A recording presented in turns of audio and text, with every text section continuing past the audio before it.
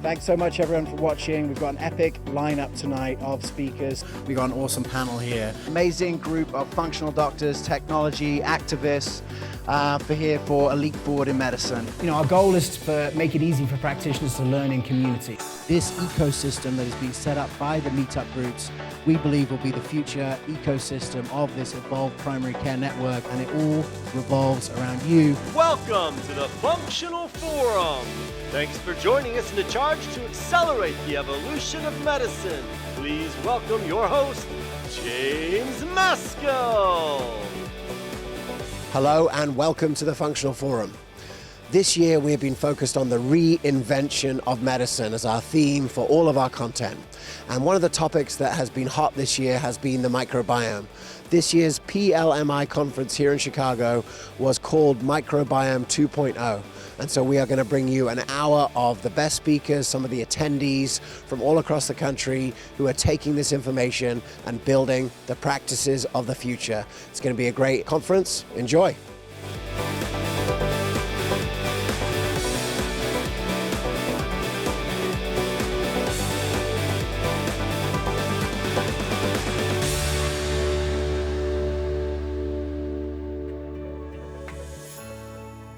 All right, we are here with Dr. Elroy Vojdani, who today did about 3 hours of lectures. There's so much good stuff in all those lectures, Doc. I think we've known for a while that the gut plays a critical role in health, but I think one of the things that struck me today is just how many different chronic degenerative diseases the gut is central to. Yeah, that was really my point here, is trying to educate everybody that by working on this intestinal microenvironment, you're having tremendous impact on other parts of the body. It's not just a gut healing thing, it's a rest of the body healing thing.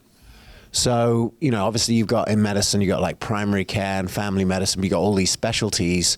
How do you see the future of like medical education given, that kind of cross section? I think we have to put way more into the field of preventative medicine, right? Like another thing I really hit on today was the ability and the idea to identify these issues as early as possible so that you're preventing something worse happening downstream. Put all the effort at the beginning of the line rather than the end of the line. I know one thing for patients that I hear a lot is that they're frustrated that their medical experience is kind of like healthy lupus. And obviously that's not really what's happening. There are symptoms that are occurring. For doctors who are sort of new in the functional medicine world, what are some of the symptoms that you see that you would tell clinicians, like, look, if you see this starting to happen, you should be looking at like whole body immune dysregulation? Yeah, so it's a combination of symptoms and also blood testing. Actually, with standard labs, you can see if somebody is like on this brewing autoimmunity pathway. So, the vague stuff, right? Intestinal disturbances, chronic fatigue, brain fog, joint pain, muscle pain, skin issues, all of those are kind of saying something is wrong with the immune system. And then if you see a positive ANA or a positive cardiolipin antibody, that's a call to action. Typically, when we see those in traditional practice, we're saying, well, doesn't really mean anything yet. Let's observe and make sure that we are not going to have a big problem down the road. I say, let's hit this before it becomes a big problem. Let's find out why your immune system is starting to behave this way. And when you say hit this, what are some of your like go-tos to hit that? The foundation is gut health. If the person has an issue with the way they're digesting or interacting with the outside environment, that's where you're going to have the most impact on what's happening with them systemically. So start there. Move on to other environmental things like, bacteria, viruses, yeast, other chronic infections, metals if you need to, but you really are going to do well by starting with the gut first.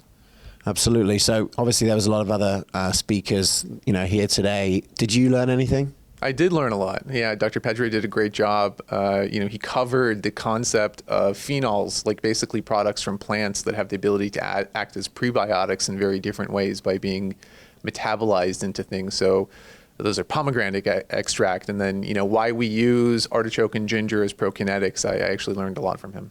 That's really interesting. I guess the last thing I want to ask you is, obviously you've been really focused on immune generally, and obviously immune system is a huge topic, and then obviously autoimmunity is its own topic, but they're so intricately connected.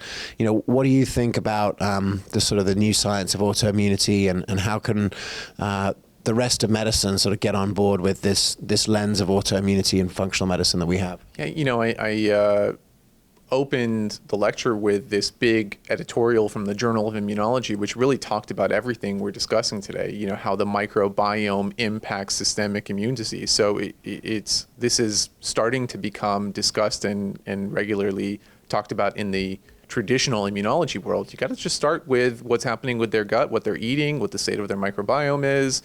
You know, look at that system and you're going to do well with the rest of the systems.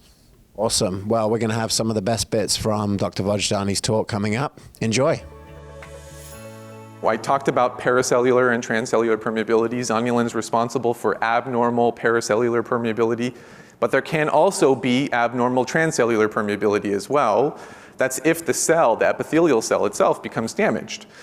We know in celiac disease patients, they get flattening of the villi. That happens through direct damage to a skeletal protein in the epithelial cell called actomyosin. This is what it looks like on slide, on microscopy. The left is a normal, healthy, small epithelial lining. The right is somebody with celiac disease. And you can see that the cells themselves are all flattened and damaged, and that cell is not going to be able to do what it's physically designed to do to keep things out. Things are going to be able to migrate across them. So, you know, when we want to try to talk about how to detect whether there's abnormal passage at the interface here, it's also important to know that there can be abnormalities with transcellular pathways, and that's through this actin smooth muscle attack that happens in these cases as well. So what causes this, right? Unfortunately, almost everything.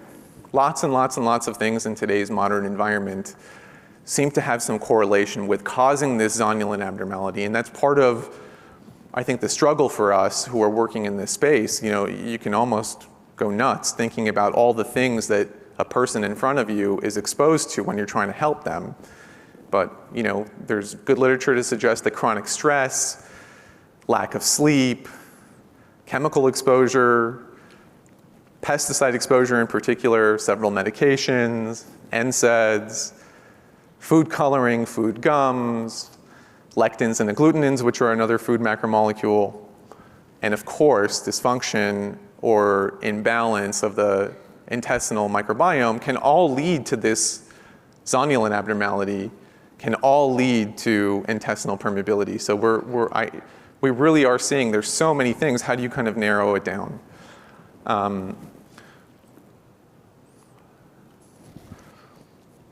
Kind of going back to that first point, my pet peeve, when people talk about just presume everybody has it. You're probably going to be right, you know, maybe half of the time when people come in, but if you're going to be working on specific autoimmune or inflammatory conditions, I think you're really best off saying how much of it does this person have, what type do they have, what are the different ways in which they have it. So this is one of the tests that's available to be able to do that, and you can see there's kind of three big areas that are being covered with intestinal permeability or intestinal interface function. At the top, there's that actomyosin antibody that I talked about, which would indicate transcellular permeability. We've got 3 antibodies to zonulin, IgG, IgA, IgM. Remember, the gut is an IgA dominant process. So IgA antibodies, to me, have the most clinical relevance, but all of them are important. IgG would indicate some chronicity. You know, essentially this process has been going on for a long time. Maybe there's some systemic ramification to it. IgA tells you it's happening right then and there. IgA antibodies have a very short half-life of a few days. IgG has a half-life of several weeks, 4 to 6 weeks. IgM antibodies, also systemic, usually acute phase. And then outside of zonulin, there's another component there at the bottom of this test. LPS, lipopolysaccharide. So that's where we take our next step in this discussion of the intestinal microenvironment journey. So we talked about barrier failure. How does dysbiosis specifically have impact on systemic immune function, right? Again, it has to do with the qualitative changes of the bacteria inside the gut. Do we have inflammation-inducing bacteria, genotoxic bacteria, cancer-promoting metabolites? To me, that discussion all breaks down to what toxins are in abundance in the microbiome. Bacteria, like all things that live in synergy with other organisms, produce things to defend against the host's defense. They have weapons to fight back against us. And if everything is going right, we've got our ground, they've got their ground, everybody is living in happy harmony. If our defenses take a step back, that gives bacteria an opportunity to grow or take over more than they normally would. And their toxins are typically the big thing that get released into us in those situations. So what are those toxins? There's two big ones. I'll show you this on the next slide. We talk about endotoxins and exotoxins. I'll first start off with endotoxin, lipopolysaccharide. Lipopolysaccharide is something that's been known about for a very long period of time. The way I think about this is, essentially, if you're exposed to a very large amount of this in a short period of time, you're going to become septic. You're going to have a fever, you're going to have chills. It generates this incredibly powerful inflammatory cytokine release, incredibly powerful immune activation. Patients become febrile. And in animal studies, actually, LPS is used to induce inflammation and also fever. It's an incredibly potent compound. Something specifically releases these very potent pro-inflammatory cytokines, TNF-alpha, IL-1 beta, and IFN gamma. And they also activate clotting pathways. So the world really focuses a lot on the acute, large amount of endotoxin, but there are also chronic indolent versions of LPS or endotoxin release, and that's something called chronic or metabolic endotoxemia, which I'm going to go into. Again, starting off with endotoxins, which are on the right, that's what LPS looks like. An endotoxin means that it is part of the structure of the cell itself. So these are present in gram-negative bacteria, which we have an abundance of. There are an abundance of bacteria that have LPS as part of their outer cell wall. If they get into our bloodstream or come into contact with our immune system, they hit on the receptors that Dr. Guilliams was talking about, toll-like receptors, CD14 receptors, and essentially working through those MAMPs create this very significant immune activation. We're designed as an immune system to help protect us against this stuff. That's why we have such a potent immune response when our immune system sees it. It will put everything aside and say, this is incredibly toxic and dangerous to me, let me clear this out as fast as possible. If some LPS leaks through that immune surveillance into the systemic bloodstream, what do we know from scientific studies are the downstream clinical ramifications of that? In other words, if small amounts of this chronically make their way into the blood and the immune system doesn't have a chance to deal with it, what organs can be significantly impacted by this? We know it causes significant metabolic disorders, very highly associated with obesity, type 2 diabetes. That's why one of the clinical terms for this is metabolic endotoxemia. It induces leptin resistance and essentially makes it much more difficult for that person to become metabolically healthy. It can directly impact thyroid function. I'll show you the paper in the Lancet from a long time ago where they found LPS in the synovium of the joints of people who have reactive or inflammatory arthritis. So if it makes its way into the joint, that person is going to have an inflamed and potentially autoimmune reactive joint disease. One of my favorite parts to kind of talk about is LPS and its correlation with cardiovascular disease. LPS, again, very inflammatory. If it gets into the intima of a blood vessel or an artery, it is going to cause damage, and I think it's likely one of the underappreciated or under-talked about causes or contributors to atherosclerotic vascular disease. It causes immune modulation. It creates this pro-inflammatory, dysregulated immune state. It can cause liver dysfunction because LPS is initially cleared in the liver. Lung, it can cause lung dysfunction, and I think my other very favorite area to talk about with LPS is it is at the center of many neurodegenerative diseases, particularly Alzheimer's, which we'll talk about next. I just want everybody to kind of visualize this, right? Kind of going back to the junction itself. Whether it's through transcellular passage, paracellular passage, these bacterial toxins, which are on the outside of the bacteria, the gram-negative bacteria themselves, make their way into the bloodstream, and the immune system is going to recognize them immediately and create this very potent immune response. So if you've been following us for the last few years, you know that we have had a different theme every year. In 2020, it was resilience, which was super prescient given that we had a pandemic. This year, the focus has been the reinvention of medicine, and our theme for 2022 is growth. Not just the growth of the functional medicine movement, but the growth of practitioner communities all around the world, the growth of functional medicine inside health systems, but also personal growth, and the personal growth that is required for patients to get better long term and for doctors to have a great practice doing this medicine day in and day out. If you have comments, questions, ideas about the year of growth, we'd love to hear from you. Make sure to get in touch. Enjoy. Okay, we have all kinds of interesting specialties, all kinds of doctors here. Doc, tell us a little bit about your practice.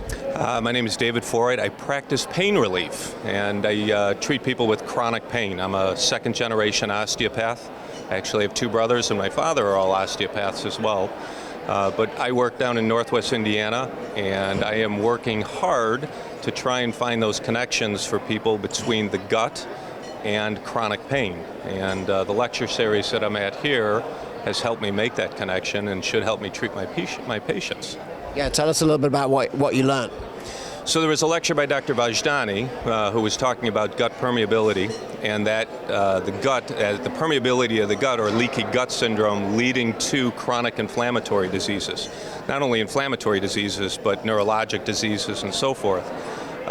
What is nice is I see that firsthand. I talk to people every day that have gut issues that come in with chronic arthritic conditions, autoimmune disorders, chronic pain, fibromyalgia, all of them, and you can see the connection. But now, after listening to Dr. Vojdani's and actually several of the others, it becomes very clear the mechanism and how this is happening and how you can treat it and reverse it.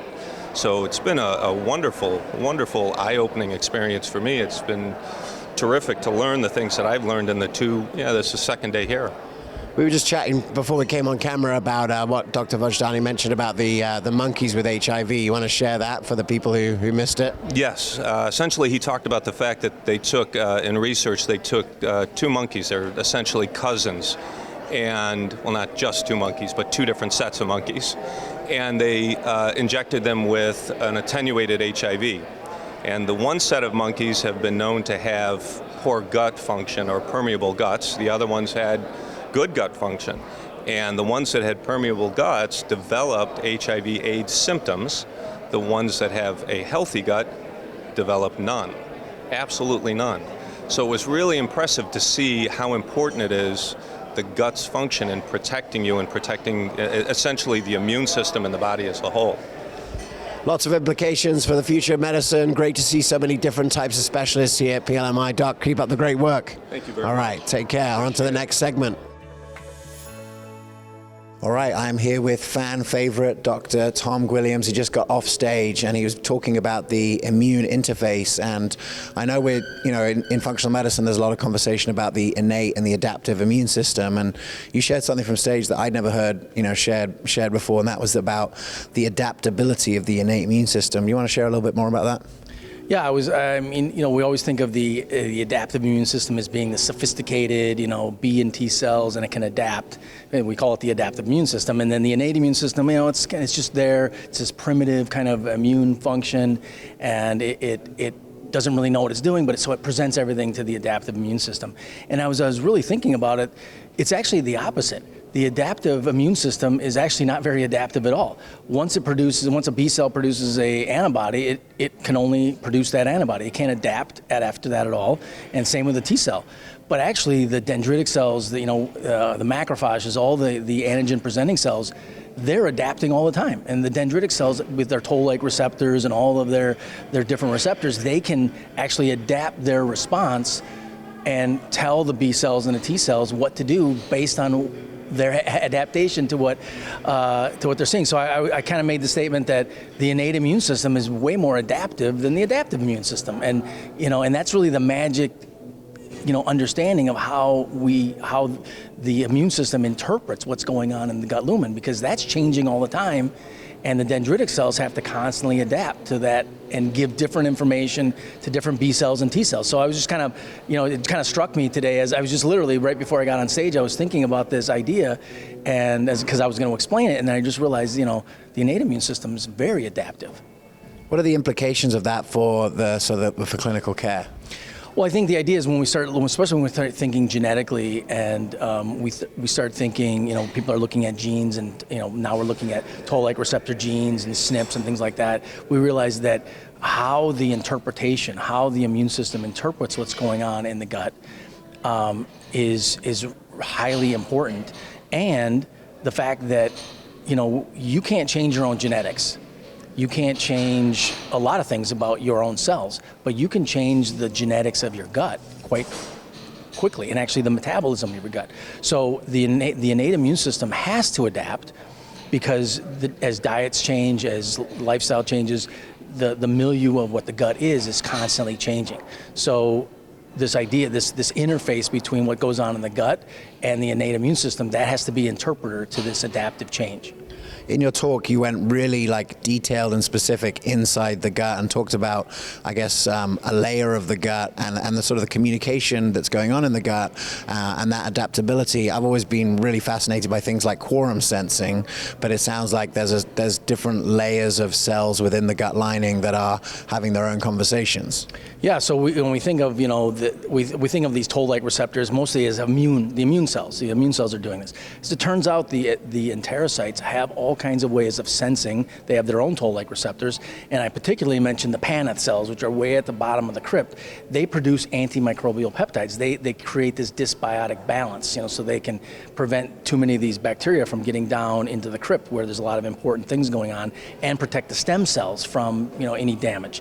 Well, as it turns out, they have these toll-like receptors. They can interpret what's going on in the gut lumen and determine what antimicrobial peptides to produce. So it's like this constant conversation. Like the Paneth cells are saying, okay, I want to know who's there, and then I'm going to send signals out to keep some of them away. And so there's this constant balance, and it's not just the immune cells. Obviously, they're very important, but almost every cell is constantly interpreting what's going on in the lumen. Whether it's the L cells that are producing, satiety signals like GLP-1, they've got dozens of receptors that are trying to interpret what's going on in the gut lumen. So I think our sophistication, our understanding has to be that the talk was more about how all these languages are interpreted. There's all kinds of languages going on in the gut, and the sophistication is pretty high. If we zoom out from that and we see that immunity became the biggest topic in the world in the last year, and I've seen very, very sparse, obviously in the functional medicine space, more conversation about the role of the gut and the microbiome in overall immune function. What do you see as now what you're learning here today and what you shared as far as where care and policy and thinking should be going as far as resilience in the population? Well, I think we're learning that the immune system is not just this simple, antiviral or antibacterial. It really is the immune system is integrated into everything, into metabolism, into, obviously the idea of self versus non-self, all of these different vulnerabilities that we have. And so I think when we start thinking of when we look at the COVID pandemic, and we realize that the human frame has all kinds of vulnerabilities, and it can't just be fixed by one, this one particular thing. And so what I think of the immune posture, or we think of this inflammatory posture. So the interface with the microbiome has, when we start looking at, yes, it affects the immune system, but it affects metabolism, it affects all, this whole layer of biology in humans. And so the idea of having, when we think of dysbiosis, we think about leaky gut or some of the traditional ways of thinking about it, but dysbiosis is a way of reducing human resilience to chronic disease and now obviously acute disease. So this constant training of the immune system is training the immune system, it's training metabolism, it's training all of the different signaling capacity in the brain, in the heart, and so the vulnerabilities that we're seeing are beyond just, the gut. And obviously we can't just fix it with just, probiotics or gut related things. So I think this idea of resilience is a much bigger issue, and we're seeing the lack of resilience when it comes to the COVID pandemic. Awesome. Well, we've got some of the most forward-thinking clinicians and physicians here at the PLMI conference. Now we're going to take you to some of the best bits from Dr. Guilliams' talks. Enjoy. So we talked about the immune system. The immune system, these diagrams show, are tightly associated with mostly the small intestines and also the large intestine. And you can see that we have a series of immune cells, whether they're innate immune cells or B and T cells from the adaptive immune system, and they're there essentially to interpret what's going on in the lumen. And so if you're not familiar with these M cells, what are called microfold cells here in the middle, these are specialized enterocytes that are designed essentially to permit small antigenic particles in a very controlled way to come across and interact with a dendritic cell. So the adaptive immune cells are tucked right behind, and they're basically saying, okay, let something go through and let's see what it is. And so it begins to analyze it, and then it basically says, hey, this is going to be helpful, this is going to be harmful, and then it may trigger the adaptive immune system to select a B cell to produce secretory IgA or to do something else with that molecule or with that antigen that's there. So this is the classic way that the immune system, and we've all been told that 70% or 80% of the immune system is in the gut. And I would say that that's sort of true especially if we look at the naive cells. Naive immune cells are in the gut because that's where they are going to be trained to not respond to commensal organisms or to organisms that are not harmful to you. But remember, the immune system is trying to tell you self versus non-self, okay? All bacteria are non-self. So what we really need to know is harm versus no harm. And again, that requires translation. That requires information, okay? So you maybe heard this term, shibboleth. We talk about this as some people know this as a word for a password. Actually, this was a story that when there was a battle between the Gibeonites and the Ephraimites, and the Ephraimites tried to flee across the Jordan River pretending they were the Gibeonites. And the Gibeonites set up and said, okay, say the word shibboleth. And because of the different dialects or the different accents, when they would say the word shibboleth, if they said it wrong because they didn't know how to mouth the word correctly, because it was a very interesting word to say, they knew which tribe they were from, and if they said it wrong, they killed them. So this word shibboleth became known. How do I know? And this was in the dark. How do I know if this person or this bacteria is friend or foe? So how does the immune system differentiate between a commensal organism, a pathogen, or a pathobiont, which is basically an organism that can become a pathogen in certain circumstances? How often does it make a mistake? And can it learn from its mistakes? These are all interesting questions that we need to know, we'd like to know. So a brief understanding of how the innate immune system presents antigens, for those of you who are not aware. So we're going to talk a little bit about how epitopes are presented to the adaptive immune cells. If you know anything about major histocompatibility complex, MHC complex, basically on the left-hand side, I'm showing MHC class 1. Every cell in your body is able to take its own proteins and present them out on the cell surface on this thing called an MHC class 1. And it basically says, here is part of me. And so the immune system comes along and says, okay, this is it is one of my own cells, and it's presenting its own proteins, it's fine. If it happens to be presenting a viral protein, which it will do, then in this case, the CD8 positive T cell will say, I need to get rid of this cell because it's presenting something that is inappropriate and I'm going to kill it. However, there are certain cells, what we call professional antigen presenting cells, and they are like macrophages, dendritic cells. They have something called MHC class 2. And what they do is they take in antigens from outside. You can see here at the top here, they take in other proteins that are expressed and they chop them up and they present them as MHC class 2. And these are typically presented to CD4 positive, so we think of these as the helper cells and basically saying, hey, I found this thing and I'm presenting it to you and I'm telling you it's good or bad. So when you see this, don't respond if it's good. Or if you see this, produce an antibody or kill this cell because it's bad, okay? So you can see what's going on here. There's a lot of processes going on in order to present this. And essentially, if you're a B or a T cell, and you're a B cell and you're maturing in the bone marrow, or you're a T cell maturing in the thymus, you need to be able to say, I don't want to respond to my own self. I don't want to kill myself, okay? And we call that central tolerance. We used to call it central tolerance. So we call that central tolerance. And for those of you who maybe aren't aware of this process, this is just going through it. So that here's the thymus and here's the bone marrow. Essentially, the T cells and the B cells are basically, they go through a school. If you respond to self, you don't get out of school. You die. Okay, so either you go into anergy or you're killed. However, if you're still a naive B cell, you're still a naive T cell. You got out of school, so you don't respond to yourself, but now we don't want you to respond to other friendly commensal organisms. So we're going to send you down to the gut, and we're going to let the innate immune system tell you who is a friend and who is a foe. And that's why most of our cells go to the gut. And this is called peripheral tolerance. And so this is where we learn not to respond to other things that are in the body. So this is how we typically show this.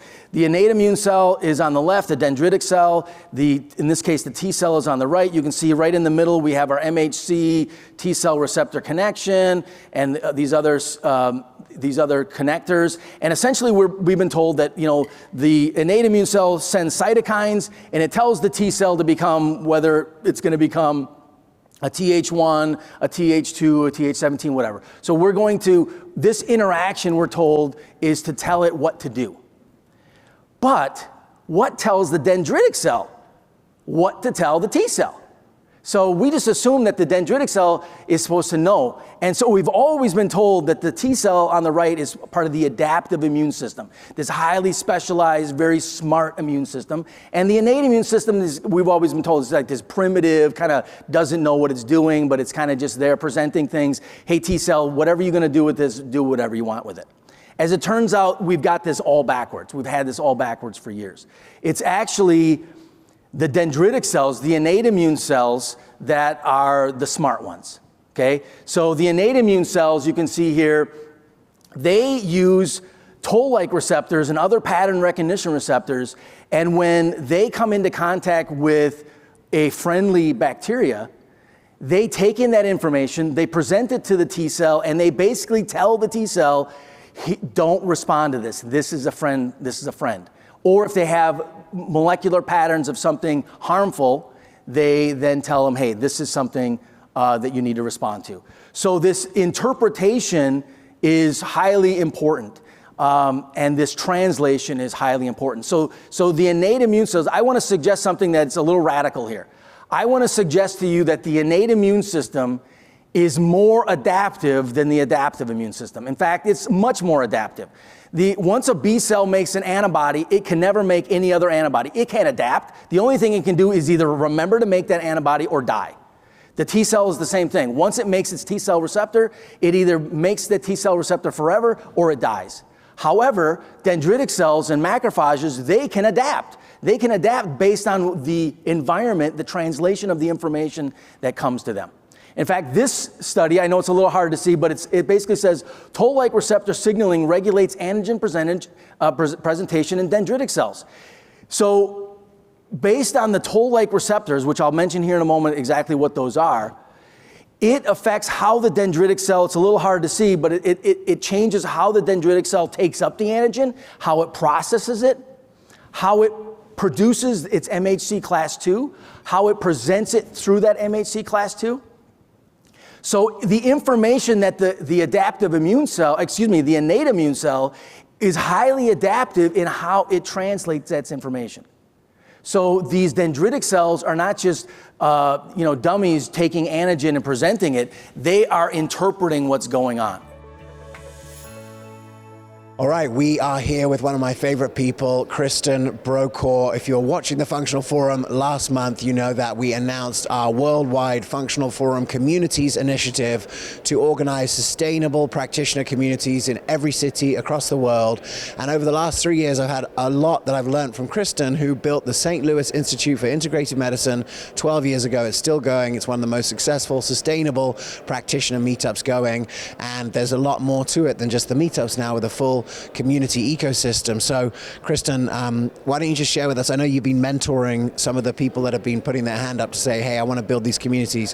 What do you need to build a sustainable community? Well, I would say, you have to have the influence, you have to have a contact list, right? So you have to have enough people that want to get together, but it's just the hustle that you got to have, to like continue to remind everybody, but you got to be excited about it too. Your mission has to be, I really want to create a community that allows people, providers, to get together and discuss, integrative and all the things that functional medicine doctors want to talk about. So you've got to be excited about that. You got to be connected. You got to have the influence in your area. You got to have a list of people that you want to invite. And so I would say those are the key pieces. So we've had quite a lot of brands who have got behind this movement. We got Orthomolecular, Metagenics, and Quicksilver, and all these different groups. When you speak to doctors and practitioners who really want this, but clearly won't be able to organize it by themselves, what do you say to those people? I say find a sales rep, definitely there, because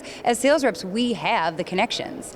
We know all the different people, and actually we're probably the best. We are the bird's eye view, right? We get to see how everybody's doing their practice. We know who needs to be connected with who. It's honestly, it's like reach out to a lab rep, reach out to a nutraceutical rep.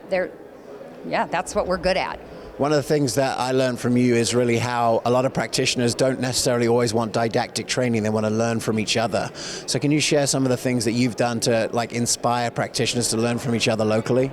We have always started with an organic, open conversation. So it's here's the topic, and then everybody just raises their hand, or not even right, they just kind of all add, and they just stop popping like popcorn, and it's this organic, open conversation that they're asking questions. Somebody's like, hey, I'm doing this, and then somebody's like, oh, well, how does that work? And they just love bouncing things off of each other. So it works. Sometimes we have a speaker, and that works fine too, but I find that having a speaker, it's more like being talked at, and then they're not sharing as much, and they never get the opportunity to share, yet they're always at conferences and getting talked at. So that's why I like to do it that way. All right, so if you're interested in building a local community, whether you're a practitioner or a sales rep or anyone else that's passionate about bringing the practitioner community together in your area, go to functionalforum.com. You can request a meetup. You'll probably end up talking to Kristen and someone else from our team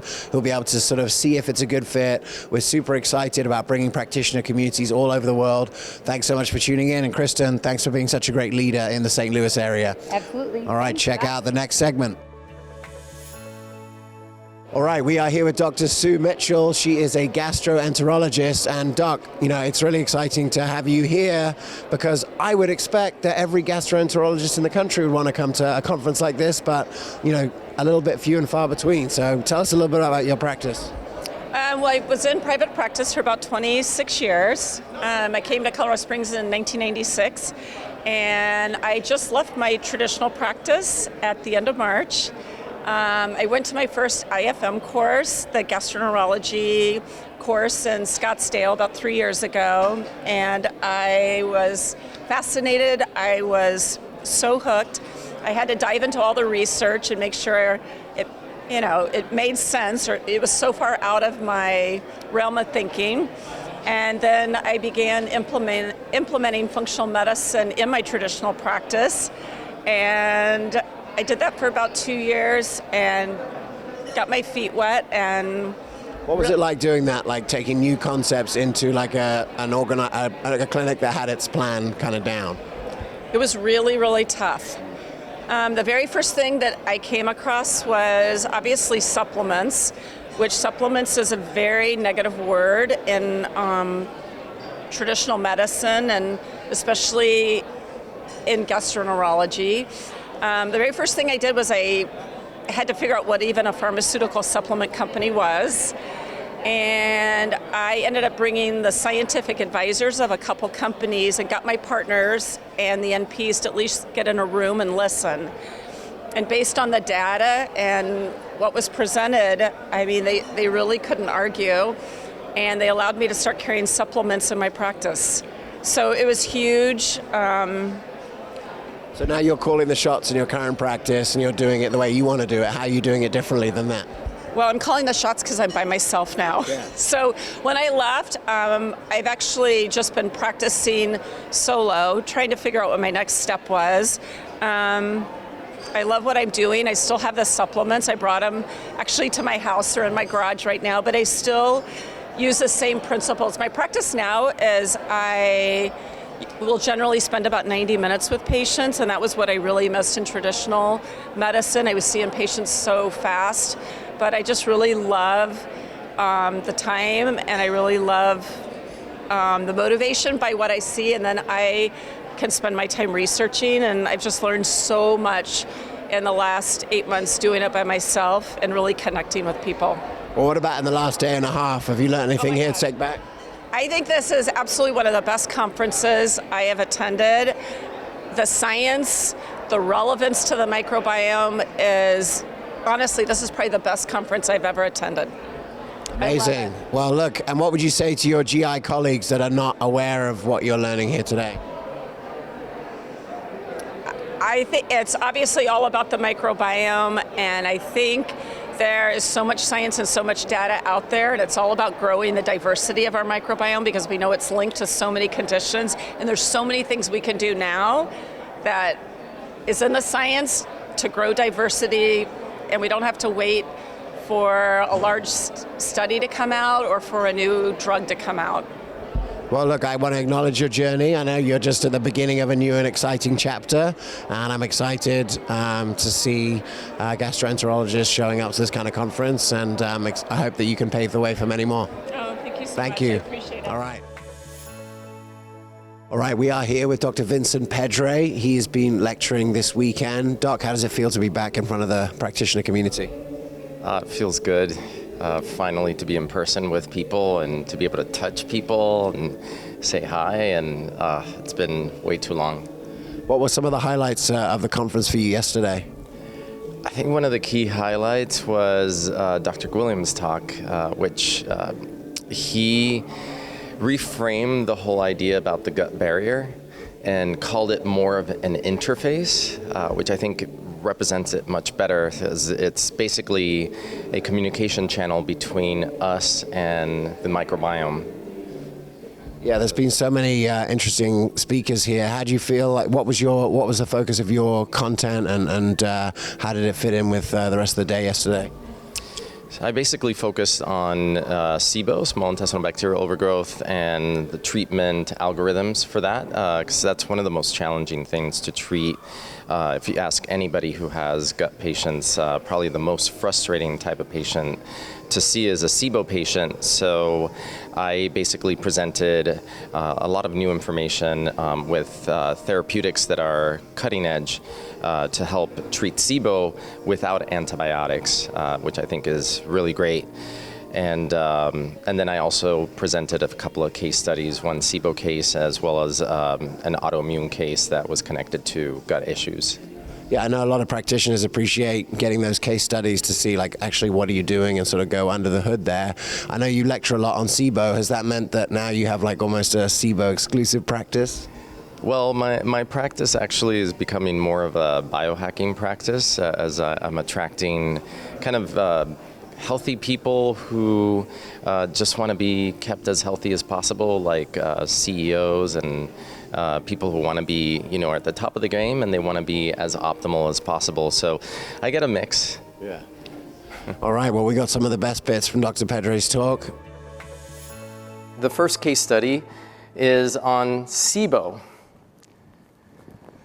So this was a 41-year-old woman presented to my office with a whole host of complaints. She was very concerned that she could not lose weight. This was probably, I'm gonna guess it was 2018, so 5 years before she had a radioactive thyroid ablation. But she came in with normal TFT. She had had labs recently. She also had severe fatigue and a hard time getting out of bed in the morning. Other symptoms that she complained of: water retention, severe bloating, mostly constipated, with occasional diarrhea. So at this point, I just want to think, like, what are you thinking of at this point? You know, obviously there can be SIBO there. There's water retention. What's that? Well, they were normal, so you have to. Yeah, T4, T3, everything. Yeah, you'll have to take my word for it. But also think for a 41-year-old female, water retention, is she and estrogen dominant as well. So she would get a second wind around 6:30, 7 p.m. Her energy would improve, and then she wouldn't go to bed until 1 or 2 in the morning. And luckily, she didn't have to be at work at 9 a.m. She could start a little bit later. She would wake up feeling groggy around 9:30 and 10. So it really took her the entire day to get her engines running. And on an MSQ, her severity score was a 58, so she's moderate severity. Now, her diet was vegetarian. She was trying to avoid wheat and gluten. And what did we say before? Like, if you're trying to avoid it, you're not really avoiding it. It's either you're gluten-free or you're not gluten-free, but you're not really trying to be gluten-free if you're still allowing yourself to have some gluten. If gluten is an issue, then you're not going to know. So she was cheating with pasta from time to time. And usually when people tell you that they cheat from time to time, means that they cheat much more than what they're saying. She would have a cup of coffee with a splash of whole milk in the morning, protein shake on the go to work that she would barely drink. Then at lunchtime, she would skip it because she was feeling too bloated, or maybe she would consume a green juice. And then dinner was always some variation of quinoa, brown rice bowl with stir-fried vegetables in coconut oil. Not much alcohol. So she had been diagnosed with SIBO 3 years prior, and she had been treated with rifaximin. She had had a transient improvement in her symptoms, but the symptoms came back. And she was complaining of severe bloating that made her feel so sick that she would lose her appetite. Now, she already had a bit of a body dysmorphia, so she was trying to lose weight. She felt she was too heavy. The SIBO, the bloating, was making her feel really heavy. So that was aggravating this body dysmorphia that she had. So in spite of the fact that she was severely fatigued and she could barely get out of bed in the morning, she was exercising like a fiend. So personal trainer 3 to 4 times per week, cardio on the days off from personal training, and that was like 45 minutes to an hour of cardio. I was actually quite fascinated when she told me, because I'm like, didn't you just tell me you're severely fatigued? And now you're telling me you're on the treadmill for 45 minutes? Like, okay. So she really wanted to lose weight at all costs. Now, looking at her social history, stressed out at work, really stressed out at work. She was one of those people who is in a very well-paid job who hated her job. But she didn't want to let go of the job because she really loved the lifestyle that her husband and her were able to afford because of what she was paid. And aside from feeling frustrated by all the chronic issues that she had, the job and her boss were a constant source of anxiety for her. So what is that telling you right away? We have a SIBO patient. She's highly stressed out. She's not sleeping properly. So already we know there's HPA axis malfunction. She's got vagus nerve issues.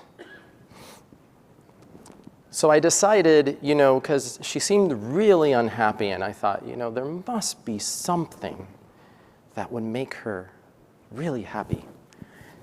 I asked her, what are you passionate about? And she actually started crying when I asked her this question. She said, dancing.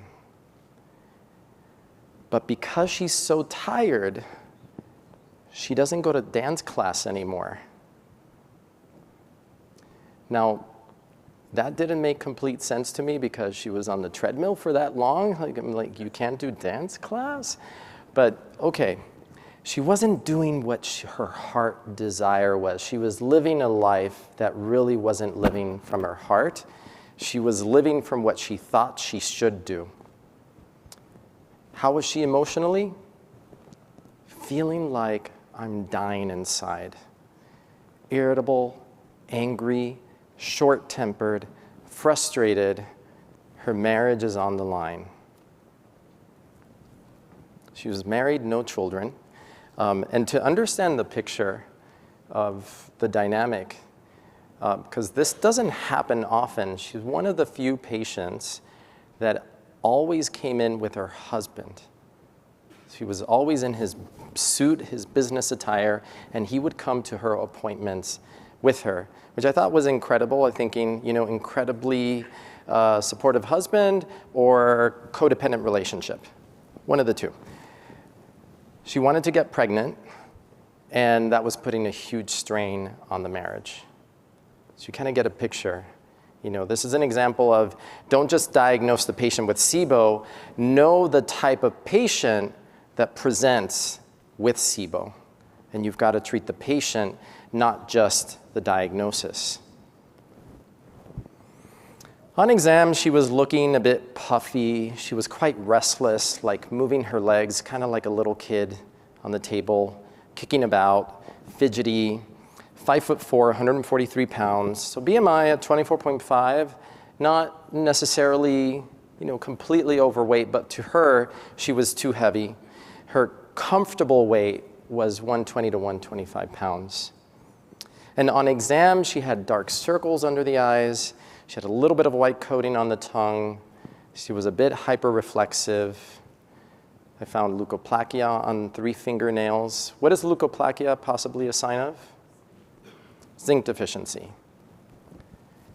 And she also, on exam, was very gassy in her abdomen. So on the first visit, we had a couple of goals that we talked about. She wasn't eating on a regular schedule, so I wanted to get her on a regular schedule. Tomorrow, we're going to be talking about, you're going to have a lecture on circadian rhythms. And there's actually a circadian rhythm to the gut microbiome. And if you're eating on an irregular schedule, then you're confusing the circadian rhythm of the gut microbiome, which is dependent on our behavior. And that circadian rhythm then has an influence on the other circadian rhythms inside the body, like the movement of the migrating motor complex. So I wanted to try to get her on a regular eating schedule. I also wanted to reduce stress. That was really, really important. And work on sleep hygiene. She's going to bed too late. So it's just a vicious cycle. It just keeps repeating itself. So I needed to get that bedtime back to like 10, 11 p.m. at night, not 1 to 2 a.m. I gave her the Pillars of GI Health patient handbook to educate, so she could educate on a lot of the stuff she was complaining about. And in terms of the diet, low in sugar, refined carbs, I generally liked using a SIBO-specific diet plan rather than just a low FODMAP plan because I find it to allow for more variety and more personal choices on the side of the patient rather than being black and white, like you can eat this, you can't eat that. And we talked a lot about mindfulness. Because remember what she was doing for breakfast? She was making a smoothie and she was taking it to go with her to work because life was so busy that she couldn't stop for a moment just to take in the nourishment. So she was always in this fight or flight. So I wanted her to slow down, to actually consciously eat, to chew her food, to be present, and compromise, because she was a cardio addict. So when you tell a cardio addict, hey, I want you to do some yoga They're like, yoga, no yoga. So I was like, okay, how about if you just did it once a week? Like, let's compromise here, because you're an adrenaline junkie, but you're living on sympathetic overdrive. We need to start nurturing the parasympathetic nervous system. So can I get you to do one yoga class a week to start? And meditation. Yeah, that was a hard one. But so important to start rewiring what's happening in the brain, get the person to breathe. So sleep hygiene, getting to bedtime between 10:30 and 11, wake up by 7, 8 a.m., use blue light blockers at night, trying to get her off electronics, off of work at nighttime, at least an hour before bedtime. And at the time, we did a SIBO breath test kit and a saliva cortisol collection. And these were the results. So this is her coming back, second office visit. This is her SIBO breath test. She had a hydrogen spike, 114 parts per million at 120 minutes. And her baseline methane was already greater than 3, which is considered a positive for the methane. The peak methane was at 16. So she's testing positive for SIBO. Not surprising, right? We kind of expected that that was going to be the result. How many of you order tests and already kind of know what the test is going to show? Kind of suspect it, yeah. But a lot of times I think we order tests not just for ourselves, but for our patients. So they can see on paper that this is what's happening to you. So then that can be the motivation to say, okay, this is what's happening. This is what you did before. It didn't work. That's why we're here again. So now this is your new plan. This is how we're going to approach it.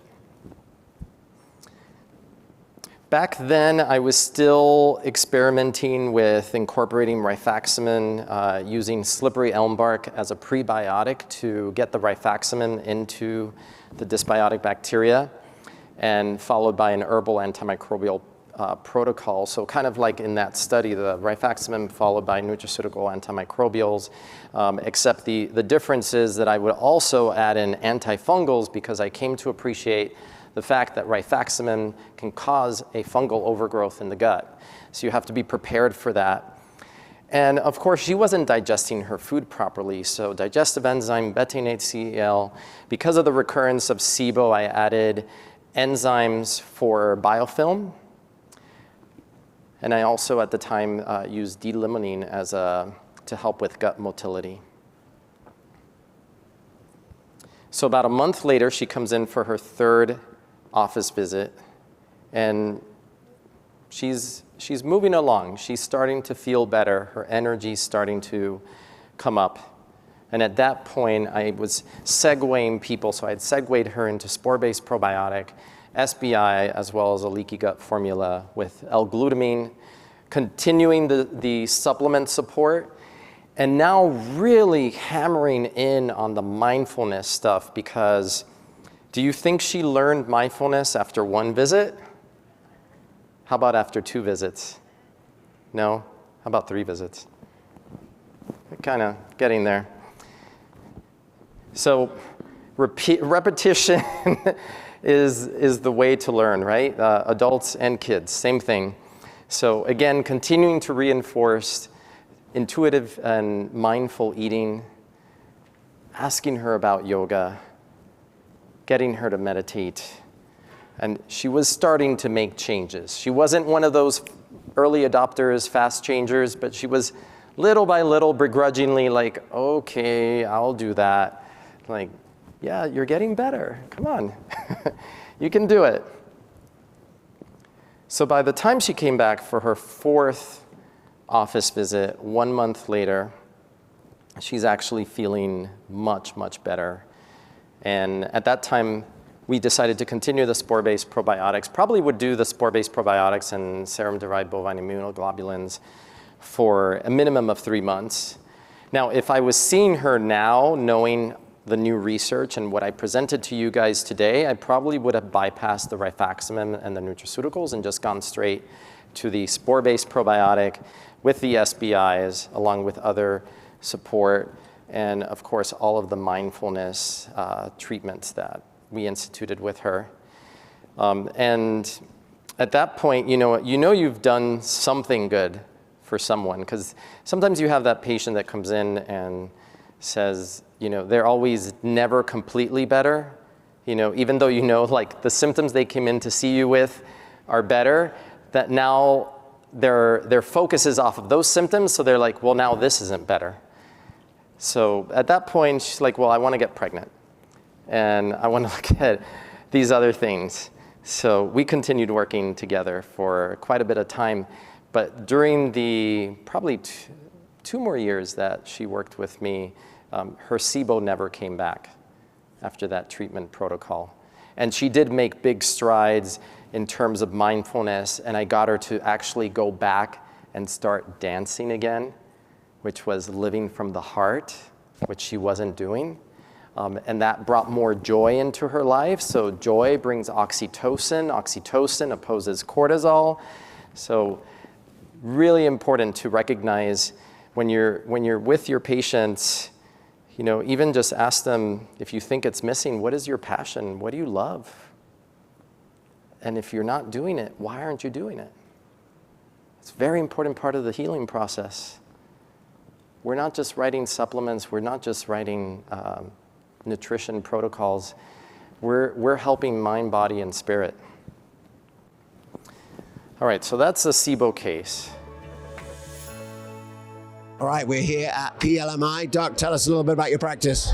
My name is Courtney Shanahan Powell. I'm a doctor of chiropractic. I practice with my husband. He's a neurologic chiropractor. We have an awesome practice. I love wellness. Wellness is my favorite, and I'm glad that I have a chiropractic neurologist that works with me, because I can send people to him also. But we do a ton of health, and boy, to be here and listen to these amazing people. I just showed Emran Meyer a picture of his book. I have so many tabs in it that it's kind of ridiculous, but I love it, and I love this information. It's just amazing people here this weekend. What was something that you learned this weekend that you'll take back to practice? Oh my goodness. You know what? Although I suggest probiotics, I had no idea, really everybody in a standard American diet should be on a probiotic. That's great. Well, look, it sounds like, and then also with Dr. May, I know he talks a lot about the gut-brain connection. How important is that inside like a chiropractic neurology clinic? Absolutely, so important. And I think especially after the year that we've had, with so many people with COVID and emotional issues that have stemmed from that, having that gut-brain connection be as healthy as possible, amazing. Well, this new network of functional medicine practices can look very different, but ultimately there's health happening in all of them. Doc, thanks so much for joining us and being here at the conference. Thanks so much. Enjoy. Thanks so much for tuning in to the Functional Forum. We'll be back next year with more great content to play us out. Dr. Vincent Pedre.